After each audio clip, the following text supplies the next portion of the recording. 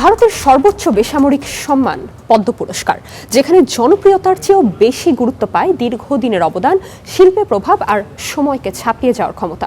এবছর সিনেমা, সঙ্গীত এবং সৃজনশীল জগতের এক ঝাঁক কিংবদন্তিকে এই সম্মানে ভূষিত করা হয়েছে।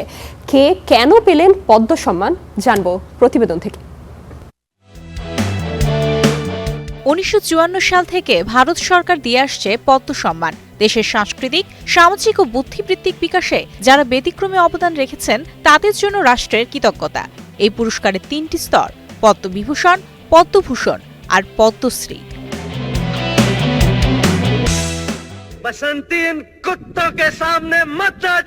চলচ্চিত্রে অসামান্য অবদানের জন্য পোস্টহিউমাস পদ্মবিভূষণ পাচ্ছেন বলিউডের চিরসবুজ তারকা ধর্মেন্দ্র সিং দেওল।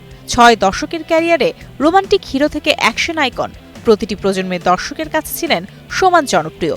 এই সম্মান আসলে একজন অভিনেতার নয়, একটি যুগের প্রতি রাষ্ট্রীয় শ্রদ্ধা। ভগবান কে ঘর মে হাম গরিবো কে লিয়ে ইনসাফ নেই, বাপ ধন দৌলত ওয়ালে করে, সাজা হাম গরিবো কো ভুগতনি পড়ে। একই ক্যাটাগরিতে সঙ্গীতে পদ্মবিভূষণ পাচ্ছেন কার্নেটিক ভায়োলিনের জীবন্ত কিংবদন্তি এন রাজাম। ভারতীয় শাস্ত্রীয় সঙ্গীতকে আন্তর্জাতিক মঞ্চে পরিচিত করানোর ক্ষেত্রে যার অবদান অনস্বীকার্য।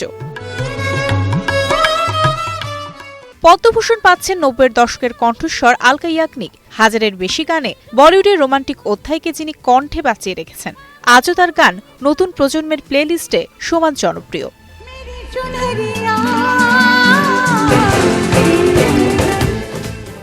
দক্ষিণ ভারতের গণ্ডি পেরিয়ে যিনি আন্তর্জাতিক স্বীকৃতি পেয়েছেন, সে অভিনেতা মামুট্টি পাচ্ছেন পদ্মভূষণ।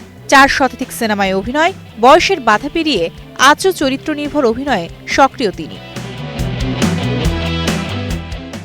বিজ্ঞাপন শিল্পে অনন্য অবদানের জন্য পোস্টহিউমাস পদ্মভূষণ দেয়া হচ্ছে ক্রিয়েটিভ গুরু পীয়ূষ পান্ডেকে, যিনি বিজ্ঞাপনকে শুধুই বিক্রির মাধ্যম নয়, গল্প বলার শিল্পে রূপ দিয়েছিলেন। এবছর মোট 113 জন পাচ্ছেন পদ্মশ্রী। সিনেমা ও বিনোদন জগতে অভিনেতা আর মাধবন, বাংলা সিনেমার আইকন প্রসেনজিৎ চট্টোপাধ্যায় আর চরিত্রাভিনয়ের শক্ত নাম সতীশা। তাদের দীর্ঘ ক্যারিয়ার ও প্রভাবের স্বীকৃতি হিসেবেই এই সম্মান।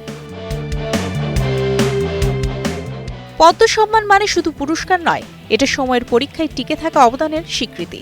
যেখানে ট্রেন্ড বদলায়, তারকা বদলায়, কিন্তু শিল্পে যাদের ছাপ থেকে যায়, রাষ্ট্র মনে রাখে তাদেরই।